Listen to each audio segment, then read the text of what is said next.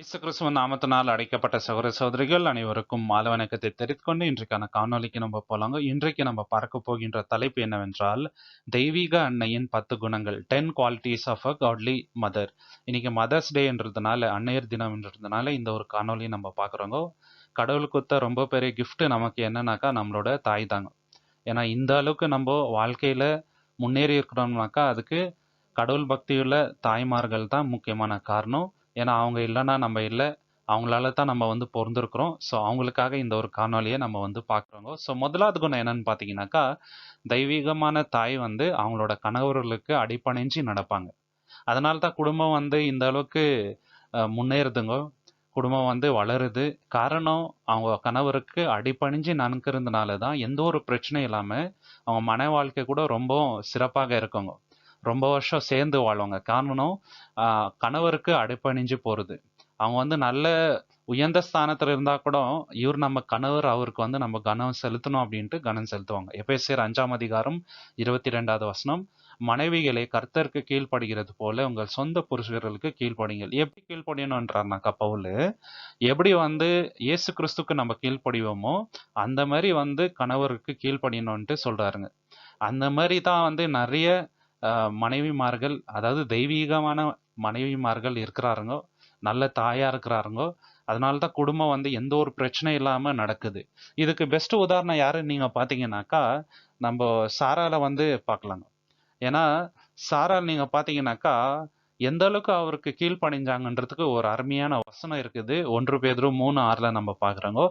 அந்தபடியே சாரால் ஆபிரகாமை ஆண்டவன் என்று சொல்லி அவனுக்கு கீழ்ப்படிது இருந்தால், நீங்கள் நன்மை செய்து ஒரு ஆபத்துக்கும் பயப்படாது இருக்கிறதுனால் அவர்களுக்கு பிள்ளையாக இருப்பீர்கள். பாத்தீங்களா, நீங்க வந்து சாராளுக்கும் ஆபிரகாமுக்கும் பிள்ளைகளா இருக்கிறீங்க. அதனால நீங்களும் அதே மாதிரி கீழ்ப்படியணும். அவங்க வந்து அவரை ஆண்டவர் அப்படின்ட்டு கூப்பிடுறாங்க. ஆண்டவர்னு கூப்பிட்டது மாத்திரம் இல்ல, அதே மாதிரி கீழ்ப்படிஞ்சா நடந்தாங்க. அவங்களுக்கு ஆல்ரெடி வயசாயிட்டு இருந்துச்சுங்க. தேவன் கிட்டத்தட்ட 70 வயசுக்கு மேலதான் இவரை வந்து கூப்பிடுறாரு, அழைக்கிறாரு இல்லைங்களா. கிட்டத்தட்ட ரொம்ப வருஷம் குழந்தைக்கு வெயிட் பண்றாங்க. அவங்க கணவர் எங்கெல்லாம் போறாரோ இவங்களும் கூட போறாங்க. அவர் என்ன சொல்றாரோ அதை கேட்குறாங்க. அந்த மாதிரி கீழ்ப்படிஞ்ச ஒரு ஸ்திரீயா இருக்கிறதுனால தான் அவங்க மூலயமா அவ்வளோ பெரிய சந்ததி வந்தது. அந்த சந்ததியில இப்ப நம்மளும் வந்து அவங்களுக்கு பசங்க ஆயிட்டு இருக்கிறோம். ஏன்னா வாக்குத்தத்தத்தின்படி நம்மளும் இப்போ ஆபிரகாமின் சந்ததி ஆயிட்டோங்க. இயேசு கிறிஸ்துவ மேல விசுவாசிக்கிறதுனால நம்மளும் வந்து ஆபிரகாமின் சந்ததி ஆயிட்டு இருக்கிறோம். இவங்க வந்து ரொம்ப எக்ஸ்ட்ராடினரியான ஒரு உமன்ங்க, ஒரு தெய்வீகமான தாய்ன்றதுல எந்த ஒரு ஐயப்பாடு இல்லைங்க நமக்கு. ரெண்டாவது கேரக்டர் என்னன்னு பாத்தீங்கன்னாக்கா, தெய்வீக தாய் வந்து கடவுளுக்கு ரொம்ப ரொம்ப பயந்து இருப்பாருங்க. கடவுளுக்கு ரொம்ப பயந்த ஒரு ஸ்திரீ வந்து எந்த ஒரு தவறான விஷயத்துக்கு போறதுக்கு வாய்ப்பு இல்லை. ஏன்னா உள்ளுக்குள்ள அந்த பயம் இருக்கும். தேவனுக்குள்ள பயம் இருக்கிறவங்க தப்பு செய்யறதுக்கு துணியவே மாட்டாங்க. இது வந்து நீதிமொழிகள் 31:30 வசனம், சௌந்தரியம் வஞ்சனையும் உள்ளது, அழகும் வீண், கர்த்தருக்கு பயப்படுற ஸ்திரீயோ புகழப்படுவாள். பாத்தீங்களா, கர்த்தருக்கு பயப்படுற ஸ்திரீ தான் புகழப்படுவாள். நம்ம தாய்மாருங்க ஏன் வந்து அந்த அளவுக்கு ஒழுங்கா இருக்கிறாங்கன்னு பாத்தீங்கன்னாக்கா, கடவுளுக்கு பயப்படுறாருங்க. இப்போ நம்மளுக்கும் ஏன் தேவன் மேல அவ்வளோ பக்தி வருதுனாக்கா, நம்ம அம்மாவை நம்ம பார்க்குறோம். அவங்களும் வந்து கடவுளுக்கு ரொம்ப பயப்படுறதுனால ஹஸ்பண்டுக்கு கீழ்ப்படுகிறாங்க. நம்மளையும் வந்து அதே தெய்வீகமாக வளர்க்குறாங்க. அந்த குணம் நம்மக்கிட்டே வருது. அவங்க கடவுளுக்கு எந்த அளவுக்கு இம்பார்ட்டன்ஸ் கொடுக்குறாங்கன்ட்டு நம்ம பார்க்குறோம். அதனால நம்மளுக்கும் வந்து அந்த குணம் வந்து வருதுங்க. ஏன்னா நம்மள்கிட்ட இருக்கிற குவாலிட்டிஸ் முக்கியமான பங்கு நீங்கள் பார்த்தீங்கன்னாக்கா தாய்கிட்டன்னு தானே வருது. ஏன்னா நம்ம அதிகமாக டைம் ஸ்பெண்ட் பண்ணுறது அம்மா கிட்ட தாங்க. அப்பா கிட்ட அவ்வளோ ஸ்பெண்ட் பண்ண மாட்டோம். அதிகமான டைம் நீங்கள் பார்த்தீங்கன்னாக்கா பிள்ளைகள் அம்மா கிட்ட தான் டைம் ஸ்பெண்ட் பண்ணுவாங்க. இதில் வந்து எக்ஸாம்பிள் யாருன்னு பார்த்தீங்கன்னாக்கா, இந்த ஈஜிப்டில் இருந்த மருத்துவச்சிகள் கடவுளுக்கு ரொம்ப பயந்ததுனால இஸ்ரேவேல் சந்ததியை காப்பாத்துறாங்க. இது வந்து யாத்ராகமம் 1:17 நம்ம வாசிக்கிறோங்க. மருத்துவச்சிகளோ தேவனுக்கு பயந்து இருந்ததனால் எகிப்தின் ராஜா தங்களுக்கு இட்ட கட்டளையின்படி செய்யாமல் ஆண் பிள்ளைகளை உயிரோட காப்பாற்றினார்கள். பாத்தீங்களா, கடவுளுக்கு ரொம்ப பயந்ததுனால தான் அந்த துணிகரமான ஒரு பாவம் செய்யலங்க. இப்போ எத்தனையோ பேர் வந்து அபார்ஷன் பண்றாருங்க. குழந்தை வந்து அபார்ஷன் பண்ணி சாவடிச்சிடுறாங்க. அதுவும் ஒரு கொலை தான் தேவனோட கண்ணோட்டத்துல. துணிறாங்க. ஆனா கடவுளுக்கு பக்தி உள்ள ஒரு ஸ்திரீ வந்து இந்த மாதிரி பண்ண மாட்டாருங்க. சரிங்களா, அந்த மாதிரி பண்ணியிருந்தா கூட அது வந்து பாவம்னு தான் அவங்களுக்கு தோணுமே தவிர அவங்களுக்கு அது நல்லதுன்னு நினைக்க மாட்டாங்க. துணிகரமா செய்ய மாட்டாங்க. அதை நினைச்சு வருந்துவாங்க. தேவனும் வந்து அந்த மாதிரி இருக்கிற ஸ்திரீயை வந்து மன்னிப்பாருங்க. அந்த பாவம் பண்ணியிருந்தா கூட. ஆனா துணிகரமா பண்றாருங்க பாருங்க சில பேர். அந்த மாதிரி தெய்வீகமான ஸ்திரீ இருக்கவே மாட்டாருங்க இல்லைங்களா? கடவுள் பக்தி உள்ள ஒரு ஸ்திரீ, கடவுளுக்கு பயபக்தி உள்ள ஒரு ஸ்திரீ தான் ரொம்ப கனம் உள்ள ஒரு ஸ்திரீ. நம்மளுக்கு அந்த கடவுள் பக்தி வர்றதுக்கு நம்ம அம்மாவும் ஒரு முக்கியமான காரணம்னு சொல்றதுல எந்த ஒரு நம்மளுக்கு டவுட்டும் வேணாங்க. ஸோ அந்த மாதிரி இருக்கிறதுனால நம்ம இப்படி வந்திருக்கிறோம் இல்லைங்களா? ஸோ அடுத்த குணம் என்னன்னு பார்த்தீங்கன்னாக்கா, ஒரு தெய்வீகமான ஸ்திரீ எப்போதுமே வந்து திருப்தியா இருப்பாங்க, கண்டென்ட்டா இருப்பாங்க. எனக்கு அது வேணும், இது வேணும், இந்த உலகத்துல நான் பெரிய வீடு கட்டணும், பணம் சம்பாதிக்கணும் இல்லைங்க. கடவுள் பக்தியோட திருப்தியா இருப்பாங்க இல்லைங்களா? 1 தீமோத்தி 6:6 நம்ம வாசிக்கிறோங்க. போதும் என்ற மனதுடனே கூடிய தெய்வ பக்தியே மிகுந்த ஆதாயம். ஏன்னா போதும் என்ற மனது இருக்கிற ஸ்திரீ தான் நீங்க பாத்தீங்கன்னாக்கா கடவுள் பக்தி அதிகமா இருக்குங்க. ஏனுங்களா? கடவுளை திருப்தி பண்ணணுன்ற அந்த எண்ணம் இருக்கும், உண்மையா இருக்கணும்ன்ற அந்த எண்ணம் வரும். சரிங்களா? வேர்ல்ட்லி ஆசைகள் அதிகமா இருக்காது போதும் என்ற மனம் உள்ள ஸ்திரீக்கு. ஆனா இந்த மனம் யாருக்கிட்ட இல்லைன்னு பாத்தீங்கன்னாக்கா அவங்கெல்லாம் ரொம்ப வேர்ல்ட்லியா இருப்பாங்க. ட்ரெஸ் பண்ற விதம் வேர்ல்ட்லியா இருக்கும், பேசுற விதம் வேர்ல்ட்லியா இருக்கும், அவங்க ஸ்பெண்ட் பண்ற விதம் வேர்ல்ட்லியா இருக்கும்.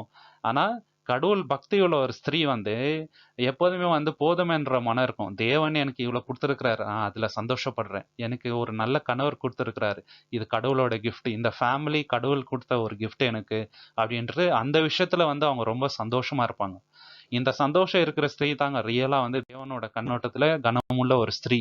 இது வந்து ரூத் 2ஆம் அதிகாரம் 11-12 ரூத் அம்மாவை பத்தி வந்து நம்ம பாக்குறோம். எப்படி அவங்க இருந்தாங்க, போதும் என்ற மனது இவங்க கிட்ட எப்படி இருந்துச்சுன்னு பார்க்கலாம். அதற்கு போவாஸ் பிரதியுத்தரமாக, உன் புருஷன் மரணமடைந்த பின்பு நீ உன் மாமியாருக்காக செய்ததும், நீ உன் தகப்பனையும் உன் தாயையும் உன் சொந்த தேசத்தையும் விட்டு முன்னே நீ அறியாத ஜனங்களிடத்தில் வந்ததும் எல்லாம் எனக்கு விவரமாய் தெரிவிக்கப்பட்டது. உன் செய்கையை குறித்து பலனை கர்த்தர் உனக்கு கட்டளையிடுவாராக. இஸ்ரவேலின் தேவனாகிய கர்த்தருடைய செட்டையின் கீழ் அடைக்கலமாய் வந்த உனக்கு அவரால் நிறைவான பலன் கிடைப்பதாக என்றார். போவாஸ் வந்து பிளஸ் பண்றாரு. நீ வந்து உங்க ஹஸ்பண்ட் இறந்துடப்பட கூட எந்த அளவுக்கு உங்க மாமியாருக்கு நீ உண்மையா இருந்த, எந்த அளவுக்கு நீ வந்து எந்த ஒரு தவறும் செய்யாம சொந்த ஊரை விட்டுட்டு நீங்க வந்திருக்கிற பாரு, கடவுள் கண்டிப்பா உன்னை ஆசீர்வதிப்பாரு. இதுதாங்க ஒரு தெய்வீகம் உள்ள ஒரு ஸ்திரீ. அதனாலதான் இந்த யூதா வம்சத்துல வராருங்க. இவங்க இந்த வம்சத்துல தான் வந்து இயேசு கிறிஸ்துவும் வராரு. கடவுள் பக்தி இவங்க கிட்ட இருக்குது. ஏன்னா இவங்க வம்சாவளி பாத்தீங்கன்னாக்கா ஓரளவுக்கு கடவுள் பக்தி, கடவுளுக்கு உண்மையா இருக்கிறாருங்க. தாவீது ராஜா வராருங்க. அதுக்கப்புறம் வந்து பிற்பாடு வர ராஜாக்கள் அதே வம்சத்துல வராரு இயேசு கிறிஸ்து. இவங்க பாருங்க, போதும் என்ற மனது இந்த அம்மா கிட்ட எப்படி இருக்குது. இவங்க நினைச்சிருந்தா ரொம்ப இளைய வயதா இருக்கிறாங்க, எப்படி வேணா வாழ்ந்திருக்கலாம், சந்தோஷமா வாழ்ந்திருக்கலாம், லாவிஷா வந்து இருந்திருக்கலாம், நல்லா லைஃபை என்ஜாய் பண்ணி இருந்திருக்கலாம், சொந்த ஊருக்கு போயிட்டு இருந்திருக்கலாம். ஆனா அதெல்லாம் விட்டுட்டு இவங்க கூட வந்து கஷ்டம் அனுபவிக்கிறது நல்லது அப்படின்னு நினைச்சு வராங்க பாருங்க. போதும் என்ற மனது, இதுதான் வந்து தெய்வ பக்தி உள்ள ஒரு ஸ்திரீங்க. சரிங்களா? இதுதான் கனமுள்ள ஒரு தாயாருக்கு இருக்க வேண்டிய குணம். இந்த குணம் வந்து நம்ம தாயாருங்கள்ட்ட எல்லார்கிட்ட இருக்குதுன்றதுல எனக்கு எந்த ஒரு டவுட்டும் இல்லைங்க. ஏன்னா நம்ம சபையில வந்து எல்லாருமே அப்படியே தான் இருக்கிறாரு. சரிங்களா? ஏன்னா தெய்வ பக்தி அவங்க கிட்ட ரொம்ப, தெய்வன் மேல இருக்கிற கடவுள் பக்தி தாசி இருக்கிறதுனால அவங்கக்கிட்ட இந்த மாதிரி எண்ணங்கள், தவறான எண்ணங்கள் எதுவுமே இல்லை இல்லைங்களா? நெக்ஸ்ட் குணம் என்னன்னு பார்த்தீங்கன்னாக்கா, ஒரு தெய்வ பக்தி உள்ள தாய் எல்லாமே வந்து ரொம்ப அவங்க ஃபேமிலியை ரொம்ப கேர் பண்ணுவாங்க. எப்பவுமே குடும்பத்தை பத்தி யோசனை அதிகமா இருக்கும். அவங்க ரொம்ப ஹார்ட் ஒர்க் பண்ணுவாங்க, சோம்பேறியா இருக்க மாட்டாங்க. அந்த மாதிரி ஒரு இருப்பாங்க. நீதிமொழிகள் 31:27, அவள் சோம்பலின் அப்பத்தை புசியாமல் தன் வீட்டுக்காரையும் எப்படி நடக்கிறது என்று கண்ணோக்கமாய் இருக்கிறாள். பாத்தீங்களா? எனக்கு தெரிஞ்சு எந்த அம்மாவும் வந்து சோம்பேறியா இருக்கிறதுக்கு வாய்ப்பே இல்லைங்க. நீங்க பாத்தீங்கன்னாக்கா ரெஸ்ட் அவங்களுக்கு இல்லவே இல்லை. நம்மளுக்குன்னா சண்டே லீவ் வரும், எம்என்சியில் வேலை செஞ்சால் சாட்டர்டே சண்டே ஆஃப் வருது. ஆனால் அம்மாங்களுக்கு பார்த்தீங்கன்னாக்கா கிறிஸ்மஸ் வரட்டும், நியூ இயர் வரட்டும், எந்த பண்டிகை வரட்டும், அவங்களுக்கு லீவே இல்லைங்க, ரெஸ்ட்டே கிடையாது. நம்மளால அந்த வேலையெல்லாம் செய்யவே முடியாதுங்க. 24 ஹவர்ஸும் சாரி, எல்லா நாளும் அவங்க வந்து ஆன் டியூட்டியில் இருக்கிறது அம்மாங்க தாங்க, எந்த ஒரு லீவும் இல்லாமல். ஸோ அந்த விஷயத்தில் ரியலாகவே அவங்க கிரேட்டு. சோம்பலையும் நாம் பார்த்து புசிக்கிறது இல்லை. ஸோ இதுக்கு திருப்பி உதாரணம் யாருன்னு பார்த்தீங்கன்னாக்கா ரூத் அம்மா தாங்க. ரொம்ப ஹார்ட் ஒர்க்கராக இருக்கிறாங்க. நீங்கள் பார்த்தீங்கன்னாக்கா அவங்க போயிட்டு அந்த வேலை செய்கிறாங்க வயலில், எப்படி வேலை செஞ்சாங்க பாருங்க. ரூத் 2ஆம் அதிகாரம் 7வது வசனம், அறுக்கிறவர்கள் பிறகே அறுக்க கட்டிலிருந்து சிந்தினதை பொறுக்கி கொள்ளுகிறேன் என்று அவள் என்னிடத்தில் கேட்டுக்கொண்டாள். காலமே துவக்கி இதுவரைக்கும் இங்கே இருக்கிறாள். இப்பொழுது அவள் குடிசைக்கு வந்து கொ- கொஞ்ச நேரம் தான் ஆயிற்று என்றாள். பாத்தீங்களா, கண்டினியூஸா வேலை செஞ்சிருக்கிறாங்க, கொஞ்ச நேரம் தான் வந்து பிரேக் எடுத்திருக்கிறாங்க இவங்க. இது ரூத் அம்மா, அதை பத்தி வந்து நம்ம பாக்குறோம். அடுத்து நீங்க பாத்தீங்கன்னாக்கா மோசே அவங்க மதருங்க. மோசே ரொம்ப பெரிய தீர்க்கதரிசி. அவர் உயிரோட இருக்கிறதுக்கு அந்த அம்மாவும் ரொம்ப பெரிய காரணங்க. பாத்தீங்கன்னாக்கா ஓரளவுக்கு பொருந்து கொஞ்ச நாள் வந்து மறைச்சு வைக்கிறாருங்க. அதுக்கப்புறம் வந்து மறைச்சு வைக்க முடியல, தண்ணியில வச்சு அனுப்புறாங்க. தேவன் வந்து மிராக்குலஸா அவரை வந்து வழி நடத்துறாரு. இதெல்லாம் ஒரு பக்கம் இருந்தாலும் அந்த அம்மாக்கு அந்த குழந்தை மேல அவ்வளோ மனசு இருக்குது பாருங்க. எந்த கெட்டதும் நடக்கக்கூடாது அப்படின்றதுனால இந்த அளவுக்கு வந்து துணிகரமா அவரை வந்து காப்பாத்துறாங்க. இதுதான் வந்து தாயின் பாசங்க. ஒரு காட்லி உமனோட கேரக்டர் இது, காட்லி மதரோட கேரக்டர். சரிங்களா, இதுதான். அவங்க ரொம்ப ரொம்ப கஷ்டப்பட்டு இருப்பாங்க. அந்த குழந்தை ஒவ்வொரு நாளும் வச்சுட்டு இருக்கும்போது நைட்டு அவங்களுக்கு சரியா தூக்கம் வந்திருக்குமான்றது கூட டவுட் தாங்க. எப்போ எதனா அவன் பண்ணிடுவாங்களோ, குழந்தைய அடிச்சிடுவாங்களோ, சாவடிச்சிடுவாங்களோ அப்படின்ற அந்த பயத்துல இருந்திருப்பாங்க. ரியலா வந்து ரொம்ப பெரிய கிரேட் மதருங்க. இந்த மதர்னால தான் இஸ்ரேலுக்கு ரொம்ப பெரிய ஒரு தீர்க்கதரிசி கிடைச்சாரு. இஸ்ரேலுக்கு ஒரு ரட்சிப்பு வந்துச்சு. கானான் தேசத்துக்கு போறாங்க. எல்லாம் வந்து இந்த அம்மா பண்ண இந்த ஒரு காரியத்தினால தான். Really great godly mother. Next character என்னன்னு பாத்தீங்கன்னாக்கா தெய்வீக தாய் வந்து நம்பகத்தன்மை இருக்கவங்க. அவங்கள வந்து நம்ம நம்பலாம். இது தெய்வீக தாயோட ரொம்ப பெரிய குணம். இந்த நம்பிக்கைன்றது அவ்வளோ ஈஸியா யார் மேல நமக்கு வராதுங்க. அவங்க நடந்திருக்கிற முறையில இருக்குது. நம்ம வந்து நம்ம அம்மாவை தவிர எனக்கு தெரிஞ்சு ஒரு பிள்ளைகள் அம்மாவை தவிர வேற யாரையும் அவ்வளவா நம்ப மாட்டாங்கன்னு நினைக்கிறேங்க. ஏன்னா சின்ன வயசுல இருந்து நம்ம அவங்க மடியில தான் வளர்றோம் இல்லைங்களா. நமக்கு தெரிஞ்சது முதல்ல அவங்க முகதான். சாவர வரைக்கும் நான் எனக்கு தெரிஞ்சு வேற யார் மேலயும் அவ்வளவு ஈஸியா நம்பிக்கை வராது. நம்ம மனுஷங்களை சொல்றோங்க, தேவன் மேல இருக்கும். மனிதர்கள் பொறுத்த வரைக்கும் நம்மளுக்கு தாய் மேல இருக்கிற வரைக்கும் அந்த நம்பிக்கை வேற யார் மேலயும் வர்றதுக்கு அவ்வளவு ஈஸியா நமக்கு வராதுங்க. ஏன்னா நம்மளுக்காக எல்லாமே சாக்ரிஃபைன்ற ஒரே ஜீவன் அதுதான், அம்மா தாங்க. அதனால நீதிமொழிகள் 31:11 அவள் புருஷனுடைய இருதயம் அவளை நம்பும், அவன் சம்பத்து குறையாது. பாத்தீங்களா, ஹஸ்பண்ட் வந்து நம்புவாரு, நெக்ஸ்ட் பசங்களும் நம்புவாங்க. என்னன்னாக்கா நம்ம அம்மா இருந்தா எல்லாமே கரெக்டா நடக்கும் அப்படின்ட்டு. ஒரு குடும்பம் வந்து நல்லா வளர்த்தும் வராம இருக்கிறதும் அம்மா கையில தான் சொல்லுவாங்க இல்லைங்களா. ஆனா அம்மா அம்மா இருந்தா எல்லாமே நடக்கும்ன்ற நம்பிக்கை எல்லாருக்கும் இருக்குதுங்க. ஏன்னா நம்ம லைஃப்ல நீங்க பாத்தீங்கன்னாக்கா இந்த அளவுக்கு நம்ம வந்துக்கிறதுக்கு அவங்க தான் காரணம். சரிங்களா, நம்ம அவங்க இருந்தாக்கா நம்மளால எதுவுமே செய்ய முடியுன்ற ஒரு கான்ஃபிடென்ஸ் நமக்கு வருங்க. சரிங்களா, நம்மளுக்கு ட்ரெஸ் எடுத்து வைக்கிறதுல இருந்து சாப்பாடு எடுத்து வைக்கிறதுல இருந்து எல்லாமே எந்த ஒரு கஷ்டம் இல்லாம நம்ம ஒரு லெவல் வரைக்கும் வர வரைக்கும் அம்மா கூடவே இருப்பாங்க. நம்மளுக்கு கல்யாணம் ஆயிட்ட பிறகு கூட நீங்க பாத்தீங்கன்னாக்கா நிறைய வீட்ல அம்மாங்க வந்து ரொம்ப பாசமா இருப்பாங்க, பசங்க மேல ரொம்ப பொசசிவா இருப்பாங்க. அதுக்கப்புறம் கூட அவங்கள டேக் கேர் பண்ணுவாங்க. அந்த மாதிரி தாய்மாருங்க கூட இந்த காலத்துல இருக்கிறாருங்க. ரியலா கிரேட் அந்த விஷயத்துல. ஸோ இதுக்கு உதாரணம் யாரு நீங்க பாத்தீங்கன்னாக்கா டெபோரா இருக்கிறாருங்க. அவங்கள நீங்க பாத்தீங்கன்னாக்கா இஸ்ரேவேலின் தாயின்ட்டு அவங்க பேர் இருக்குது. ஏன்னா இஸ்ரேவேலுக்கு ஒரு நியாயாதிபதியா வராருங்க. இஸ்ரேவேல அந்த அளவுக்கு இஸ்ரேல் ஜனம் அவங்க மேல நம்புறதுனால தான் அவங்களுக்கு இஸ்ரேவேலின் தாயின்ட்டு ஒரு பேர் வருது. நியாயாதிபதிகள் 5ஆம் அதிகாரம் 6-7 வசனங்கள். அனாத்தின் குமாரன் ஆகிய சம்காரின் நாட்களிலும் யாகேலின் நாட்களிலும் பெரும் பாதையான பாழை கிடந்தது. வழி நடக்கிறவர்கள் பக்க வழியாய் நடந்தார்கள். தெபோராகிய நான் எழும்பல் அளவும் இஸ்ரேவேலே நான் தாயாக எழும்பும் அளவும். பாத்தீங்களா, இஸ்ரேவேலுக்கு நான் தாயா வந்தேன் அப்படின்ட்டு சொல்றாங்க. ரியலா இஸ்ரேல் ஜனம் ஃபுல்லாவே அவங்கள வந்து தாயின் ரூபத்துல வந்து பாக்குறாங்க. ஈவன் வந்து பராக்கும் நீங்க பாத்தீங்கன்னாக்கா நீங்க கூட வாங்கன்ட்டு 2 பேரும் ஒன்னா போறாங்க வார்க்கு. அந்த அளவுக்கு வந்து இந்த அம்மா வந்து ரொம்ப இம்பார்ட்டண்டா இருக்கிறாருங்க. சரிங்களா, இவங்களும் முக்கியமான ஒரு காட்லி மதர் தான். அதுவும் நம்ம பாக்குறோம். இவங்க ஒரு ஃபேமிலிக்கே மதரா இல்லாம இஸ்ரேவேலுக்கே ஒரு தாய் என்ற ஒரு அந்த ஒரு ஸ்தானத்துல இருக்கிறாங்க இந்த டெபோரா அம்மா. அடுத்து நீங்க பாத்தீங்கன்னாக்கா நெக்ஸ்ட் குணம் என்னன்னு பாத்தீங்கன்னா, ஒரு தெய்வீக பக்தி உள்ள தாய் வந்து அவங்களோட அழகை பத்தி கவலைப்பட மாட்டாங்க. அவுட்வர்டா வர அந்த அழகு, வெளிரங்கமா இருக்கிற அழகை பத்தி கவலைப்பட மாட்டாங்க. இது வந்து ஒரு தெய்வீக தாய்கிட்ட இருக்கிற ரொம்ப முக்கியமான குணங்க. எனக்கு தெரிஞ்சு தெய்வீக பக்தி உள்ள ஒரு தாய் யாருமே வந்து அவுட்வர்ட் அப்பியரன்ஸ் பத்தி அவ்வளோ கவலைப்பட மாட்டாங்க. வெறும் அவங்க போடுற ட்ரெஸ் கூட நீங்க பாத்தீங்கன்னாக்கா மரியாதை அளவுக்கு தான் இருக்கிறோமே தவிர மற்றவங்க அவங்கள பார்த்து அட்ராக்ட் ஆகணுன்ற அந்த ஒரு கண்ணோட்டத்துல ட்ரெஸ் பண்ண மாட்டாங்க. இதுதான் ரொம்ப முக்கியமான குணம். 1 பேதுரு 3ஆம் அதிகாரம் 4வது வசனம். அழியாத அலங்காரமாய் இருக்கிற சாந்தமும் அமைதலும் உள்ள ஆவியாகிய இதயத்தில் மறைந்திருக்கிற குணமே உங்களுக்கு அலங்காரமாய் இருக்க கடவுது. அதுவே தேவனுடைய பார்வையில் விலையேற பெற்றதா இருக்கிறது. பாத்தீங்களா, தேவனோட பார்வையில விலையேற பெற்றது அதுதான். ஸோ இதுக்கு உதாரணம் யாருன்னு பார்த்தீங்கன்னாக்கா பிரிசிலா இருக்கிறாருங்க. இவங்க அவங்க ஹஸ்பண்ட் வந்து அக்குவலா இருக்கிறாங்க. 2 பேரும் வந்து பவுலுக்கு ரொம்ப உடனுடைக்கையா இருந்து இத்தனையோ விஷயத்துல அவருக்கு ஹெல்ப்பா இருக்கிறாருங்க. கண்டிப்பா வந்து நீங்க பாத்தீங்கன்னாக்கா இவங்க ப்ரிஃபரன்ஸ் வந்து தேவனுடைய ராஜ்யத்தின் மேல தான் இருக்குதுங்க. இவங்க எப்படி ட்ரெஸ் பண்றாங்க, என்ன சாப்பிட்றாங்க, அதை பத்தியெல்லாம் அவங்களுக்கு கவலையே இல்லை. பவுல் கூட அந்த அளவுக்கு ஊழியத்துல இருக்கிறாங்க, டென்ட் மேக்கிங்ல இருக்கிறாங்க. ஏன்னா அவுட்டோட அப்பியரன்ஸ்ல அவ்வளோ வந்து இவங்களுக்கு உடன்பாடு இல்லைங்க. இவங்களோட நோக்கம் எல்லாம் எது மேல இருந்துச்சுனாக்கா தேவனுடைய ராஜ்யம், தேவனுடைய நீதி, எப்படி நம்ம வந்து இந்த ஊழியத்துக்கு தாங்கலாம், இந்த எண்ணம் மட்டும்தான் இந்த ஸ்திரீக்கு இருக்குதுங்க.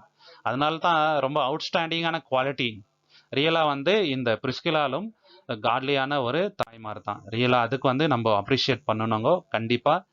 அடுத்து ஒரு காட்லி மதருக்கு உண்டான அடுத்த குவாலிட்டி என்னன்னு பார்த்தீங்கன்னாக்கா, குடும்பத்தை வந்து அவங்க நல்ல விதத்துல கவனிப்பாங்க. நல்ல விதத்தை வந்து குடும்பத்தை சர்வ் பண்ணி கொண்டு வரவங்க. இவங்க வந்து ரொம்ப பெரிய முன்னுதாரணமா இருப்பாங்க குடும்பத்துக்கு. இது வந்து தீத்து 2ஆம் அதிகாரம் 4-5ல நம்ம வாசிக்கிறவங்க. தேவ வசனம் தூஷிக்கப்படாதபடிக்கு பாலி ஸ்திரீகள் தங்கள் புருஷனிடத்தில் தங்கள் பிள்ளைகளிடத்திலும் அன்புள்ளவர்களும் தெளிந்த புத்தியவர்களும் கற்புள்ளவர்களும் வீட்டில் தரித்திருக்கிறவர்களும் நல்லவர்களும் தங்கள் புருஷர்களுக்கு கீழ்ப்படியும்படி அவர்களுக்கு படிப்பிக்கத்தக்க நற்காரியங்களை போதிக்கவர்களுமாய் இருக்கவும் முதிர் வயதுள்ள ஸ்திரீகளுக்கு புத்தி சொல்லி. பாத்தீங்களா, ஸோ இவங்க வந்து இப்படியெல்லாம் இருக்கிறாருங்க. ஸோ பாத்தீங்கன்னா பசங்களுக்கு நல்ல விஷயங்களை அதிகமா கத்துத்தருது அம்மா தாங்க. எப்படி வந்து பெரியவங்கள்ட்ட பேசணும், எப்படி வந்து மரியாதை கொடுக்கணும், எப்படி ப்ரேயர் பண்ணணும், இதெல்லாம் வந்து அம்மா தான் வந்து அதிகமா வந்து பசங்களுக்கு சொல்லி கொடுக்கறது இல்லைங்களா. அந்த காட்லி நேச்சரே வந்து காட்லி கேரக்டரே அம்மா கிட்ட இருந்தா பசங்களுக்கு டிரான்ஸ்ஃபர் ஆகுது. ஏன்னா ஹஸ்பண்ட்ஸ் நீங்க பாத்தீங்கன்னாக்கா வேற வேலையில பிஸியா இருக்கும் போது மதர்ஸ் வந்து ரொம்ப கூட இருக்குவாங்க. அதனால இந்த விஷயத்துல நீங்க பாத்தீங்கன்னாக்கா டிமோத்தியோட மதரும் பாட்டியும் லோயிஸ் யூனிஸ் 2 பேர் இருக்கிறாங்க. இவங்க 2 பேருமே டிமோத்தி அந்த அளவுக்கு ஒரு மூப்பரா வராருங்க. எபேசு சபைக்கு மூப்பரா வராரு. அந்த அளவுக்கு அவர் வர்றதுக்கு இந்த அம்மாவும் இவங்க பாட்டிமாரும் அவரை வளர்த்த விதம் தான் வந்து முக்கியமான காரணம் இல்லைங்களா. நீதிமொழிகள் 14:1 நம்ம பார்க்குறோங்க. புத்தியுள்ள ஸ்திரீ தன் வீட்டை கட்டுகிறாள், புத்தி இல்லாத ஸ்திரீயோ தன் கைகளினால் அதை இடித்து போடுகிறார். ஒரு வீடு இடித்தும் ஒரு வீடு நல்ல விதமா வளர்றதும் அந்த ஸ்திரீ கையில தான் இருக்குதுங்க, அந்த அம்மா கையில தான் இருக்குது. இங்க நீங்க பாத்தீங்கன்னாக்கா ஒரு நல்ல ஒரு தேவ பக்தி உள்ள ஒரு மகனை வந்து இவங்க மூலியமா வளர வச்சாங்க. அதுக்கு காரணம் அந்த அம்மாவும் பாட்டிமார் தாங்க. இவங்க வந்து நல்ல விதமா அவரை வளர்க்கலனாக்கா இவ்வளோ பெரிய ஊழியக்கார அவர் வந்திருக்க முடியாது இல்லையா. ஸோ அதுக்கு ரியலாவே வந்து நம்ம அவங்களுக்கு அவங்க கிட்ட இந்த ஒரு முக்கியமான விஷயத்த வந்து நம்ம கத்துக்கலாம். ஸோ இதை தான் வந்து நம்ம பார்க்குறோங்க. குடும்பம் வந்து நல்ல விதத்துல வர்றது அம்மா கையில தாங்க இருக்குது. நல்ல வேல்யூஸோட வீடு கட்டுறதுனாக்கா வெறும் பில்டிங் கட்டுறத பத்தி இங்க பேசலங்க. கடவுள் பக்தியோட வந்து அந்த வீட்டை அவங்க வந்து வழி நடத்துறாருங்க. ஹஸ்பண்ட்ஸும் வந்து கெட்டவங்களா இருந்தா கூட இந்த அம்மாவோட நல்ல குணத்தை பார்த்து அவருக்கும் வந்து கெட்ட பேட் ஹேபிட்ஸை விட்டுட்டு நல்லவளா வாழணுன்ற அந்த எண்ணம் வரணுங்க. அந்த மாதிரி ஸ்திரீகள் தான் வந்து காட்லி வந்து உமன்ங்க. அந்த மாதிரி நிறைய பேர் வந்து இருக்கிறாருங்க. நம்மளுக்கு தெரிஞ்சவங்களே நிறைய பேர் வந்து இருக்கிறாருங்க. அவங்கள பார்த்து பசங்களும் ஹஸ்பண்டும் வந்து மாறி இருக்கிறாங்க. அதுதான் வந்து கடவுள் பக்தியோட வீட்டை வந்து அவங்க கட்டுவாங்கன்றதுக்கு அர்த்தம். ஸோ அடுத்த பாயிண்ட் என்னன்னு பார்த்தீங்கன்னாக்கா காட்லி மதர் என்ன பண்ணுவாங்கனாக்கா அவங்க பசங்களை வந்து திருப்பி தேவன் இடத்துல கொடுப்பாங்க. அதாவது அவங்க பசங்களை வந்து தேவனோட ஊழியத்துக்கென்று கொடுப்பாங்க. ஏன்னா அவங்களுக்கு நல்லா தெரியும் இந்த ஒரு கிஃப்ட் வந்து கடவுள்னால வந்தது, அதனால இந்த கிஃப்ட் வந்து கடவுளுக்கு தான் திருப்பி போகணுன்ட்டு.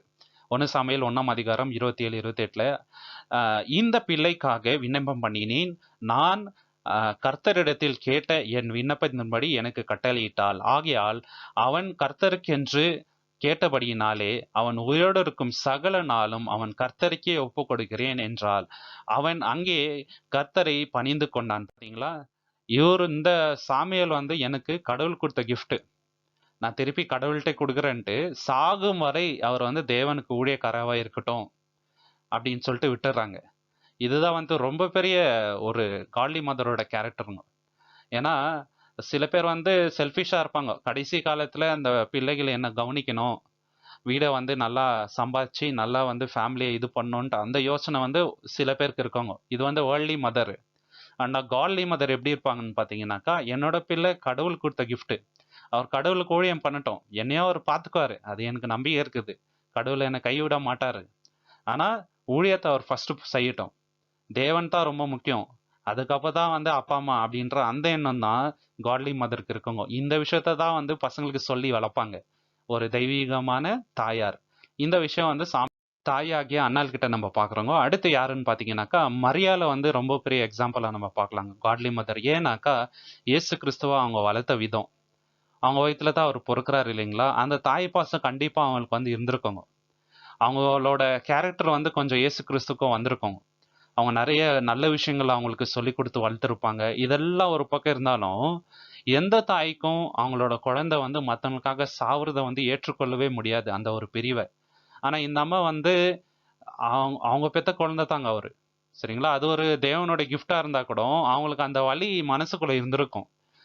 என்னோட குழந்தை வந்து சாவுதே அப்படின்ட்டு அவர் சாவும் போது. ஆனா தேவனுக்காக இது நடக்கணும்னா நடக்கட்டும் அப்படின்ட்டு அவங்க அதையும் ஏத்துக்கொள்றாருங்க. இத்தனைக்கும் வந்து தேவதூதர் அவங்க கிட்ட வந்து சொல்லும் போது, தேவனே இது உங்களோட சித்தத்துல இருந்தா நடக்கட்டும், அவங்களுக்கு வர அவமானத்தை பத்தி கூட அவங்க பெருசா யோசிக்கல. ரெண்டாவது இயேசு சாகும் போது அவங்க எப்படி எந்த மாதிரி திங்கிங்ல இருந்திருப்பாங்கன்ட்டு நம்ம ஒரு நிமிஷம் யோசிச்சு பார்க்கணுங்க. ஸோ அந்த விதத்தை தான் நம்ம சொல்றோம். ரியலாவே இவங்க வந்து காட்லி மதர் தாங்க, மரியாள் மதர் தாங்க. நெக்ஸ்ட் நீங்க பாத்தீங்கன்னாக்கா எலிசபெத். இவங்கள நீங்க பாத்தீங்கன்னாக்கா வயசான காலத்துல பொறுக்குது. இப்ப வயசான காலத்துல குழந்தை பிறக்கும் போது அந்த குழந்தை நம்ம கூட தான் இருக்கணும், நமக்கு வந்து எல்லாம் பார்த்துக்கணுன்ட்டு தான் வந்து நிறைய பேர் விரும்புவாங்க. ஆனா இவங்க வந்து காட்லி மதரா இருந்த காரணத்தினால தான் அவங்க சின்ன வயசுல இருந்தே அவர் நீங்க பாத்தீங்கன்னாக்கா வனாந்தரத்திலே வளர்றாரு. தேவனுக்கென்றே அவர் வந்து ஒரு தீர்க்கதரிசியா ஆகுறாருங்க, யோவான் ஸ்நானகர். அந்த விஷயத்துல வந்து இந்த அம்மா வந்து ரொம்ப பெரிய கிரேட் தாங்க. ரியலா வந்து உண்மையிலே வந்து இவங்க காந்தி மதர் தான்.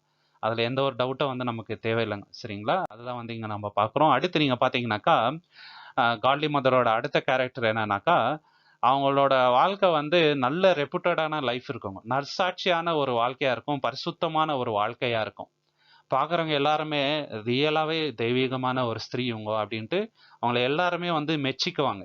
அந்த மாதிரியான ஒரு வாழ்க்கை வாழ்வாங்க காட்லிய மதர்.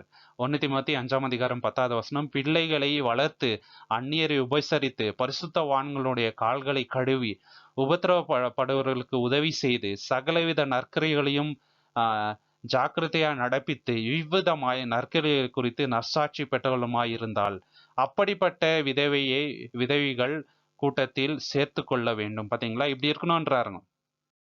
சரிங்களா? ஊழியத்துக்கு ஹெல்ப் பண்ணி அந்த மூப்பர்களோட காலை கழுவி எல்லாருக்கும் உபசரித்து தெய்வ பக்தியா ஆனரபிளா இருக்கணும்ன்றாரு. இந்த மாதிரி நிறைய பேர் இருந்தாருங்க, இன்னைக்கும் இருக்கிறாங்க. சரிங்களா? நம்ம தாயார் எல்லாருமே அந்த மாதிரி தான் இருக்கிறாருங்க எனக்கு தெரிஞ்சு. ஸோ இதுதான் வந்து நம்ம பார்க்குறோம். இதுக்கு உதாரணம் யாருன்னு பார்த்தீங்கன்னாக்கா, ஃபியபின்ட்டு ஒரு சிஸ்டர் இருக்கிறாங்க. சென்க்ரா அப்படின்ற ஒரு ஊர்ல ஃபியபின்ட்டு ஒரு சிஸ்டர் இருக்கிறாங்க. அவங்கள பத்தி பவுல் வந்து பெருமையா எழுதுறாருங்க. ரோமர் 16ஆம் அதிகாரம் 1-2ல சென்கரா ஊர் சபைக்கு ஊழியக்காரராகிய நம்முடைய சகோதரி ஃபீபி, நீங்கள் கர்த்தருக்குள் பரிசுத்தவான்களுக்கு ஏற்றபடி ஏற்றுக்கொண்டு எந்த காரியத்தில் உங்கள் உதவி அவர்களுக்கு தேவைப்படுகிறதோ அதில் நீங்கள் அவளுக்கு உதவி செய்ய வேண்டும் என்று அவளை உங்களிடத்தில் ஒப்புவிக்கிறேன். அவள் அநேகருக்கும் எனக்கு கூட ஆதரவாய் இருந்தவள். பாத்தீங்களா, எல்லாருக்கும் ஹெல்ப் பண்ணாங்க அந்த ஸ்திரீ, எனக்கும் ஹெல்ப் பண்ணாங்க. இதுதான் வந்து காட்லி மதரோட கேரக்டருங்க. ஊழியக்காரங்களுக்கு உதவி செய்யற விஷயத்திலையும் எல்லாரையும் உபசரிக்கிற விஷயத்திலையும் என்னைக்குமே சோர்ந்து போக மாட்டாங்க. இனி கூட நீங்க பாத்தீங்கன்னாக்கா அந்த தெய்வீகமான ஸ்திரீகள் தாயமார்கள் தான் ஊழியத்தை அதிகமா வந்து தாங்குற அந்த மனசு வருங்க. சரிங்களா? நம்ம மூப்பரை கூட நீங்க பாத்தீங்கன்னாக்கா அந்த தாயார் வந்து ரொம்ப ஹெல்ப்ஃபுல்லா இருக்கிறாருங்க. இதே மாதிரி எல்லா பிரதர்ஸ்க்கும் நீங்க பாத்தீங்கன்னாக்கா தாயார் வந்து ஒரு விதத்துல ஊழியத்தை வந்து தாங்குவாங்க. அந்த மாதிரி இந்த ஒரு ஸ்திரீ வந்து இருக்கிறாங்க. கடைசியாக என்ன பாக்குறோம்னாக்கா, லாஸ்ட் பாயிண்ட், தெய்வீகமான ஒரு தாய் எப்படி இருப்பாங்கன்னாக்கா கடவுளுக்கு முதல் இடத்தை வந்து கொடுப்பாருங்க அவங்க வாழ்க்கையில. கடவுள் தான் ஃபர்ஸ்ட் அப்படின்ட்டு நினைப்பாங்க. லூக்கா 10ஆம் அதிகாரம் 41, 42ல நம்ம வாசிக்கிறோம். இங்க யாரை பத்தி பார்க்குறோம்னாக்கா மரியாள் பத்தி பார்க்குறோங்க. இயேசு அவருக்கு பிரதி உத்தரமாக, மார்த்தாளே மார்த்தாளே, நீ அநேக காரியங்களை குறித்து கவலைப்பட்டு கலங்குகிறாய். தேவையானது ஒன்றே. மரியாள் தன்னை விட்டு எழுப்படாத நல்ல பங்கை தெரிந்து கொண்டாள் என்றார். பாத்தீங்களா? அந்த அம்மா மார்த்தாள் வந்து ரொம்ப வேலையில பிஸியா இருக்கிறாங்க. மரியாள் வந்து இயேசு பாதபடியில உட்காந்து சுவிசேஷத்தை கேட்குறாங்க. இதுதான் வந்து நல்ல பங்கு அப்படின்ட்டு சொல்றாருங்க. ஸோ தெய்வ பக்தியுள்ள ஒரு ஸ்திரீ வந்து தேவன் வசனத்தை கேட்கறதுக்கு எப்பவுமே சோம்பேறித்தனம் பட மாட்டாங்க. அவங்களும் கேட்பாங்க, பசங்களுக்கும் சொல்லி கொடுப்பாங்க. இப்படி இருப்பாங்க தெய்வீகமான ஒரு மதர். சரிங்களா? இந்த மாதிரி மதர்ஸ் நம்மளுக்கு கிடைச்சது தான் வந்து நமக்கு கிடைச்ச ரொம்ப பெரிய பாக்கியங்க. இது தேவனுடைய கிஃப்ட் தான். நம்ம தேவன் சொல்றாரு, தாயும் தப்பையும் நம்ம கனம் பண்ணா ஐஸ் நாக்கில் கூட்டி தரேன் அப்படின்ட்டு தேவன் வாக்குத்தத்தம் கொடுத்துருக்கிறாருங்க. சாகிற வரைக்கும் நம்ம வந்து அதை வந்து செய்யணுங்க. இது நம்மளுக்கு தேவன் கொடுத்துருக்க ரொம்ப பெரிய கட்டளை. ஸோ அவங்க இல்லைன்னா நம்ம இல்லைங்க, தாயார் இல்லைன்னா நம்ம இவ்வளோ தூரம் வந்திருக்க முடியாது. ஸோ அதுக்கு தேவனுக்கு நன்றி சொல்லி இந்த ஒரு காணொலியை நம்ம வந்து நிறைவு செய்யலாங்க. தேவனோட நாமத்துக்கு மகிமை உண்டாவதாக. உங்களுக்கு இந்த வீடியோ பிடிச்சிருந்தா லைக் பண்ணுங்க, ஷேர் பண்ணுங்க, சப்ஸ்கிரைப் பண்ணுங்க. கூடிய சீக்கிரம் இன்னொரு காணொலியை நம்ம சந்திப்போம். ஆமீன். Thank you so much.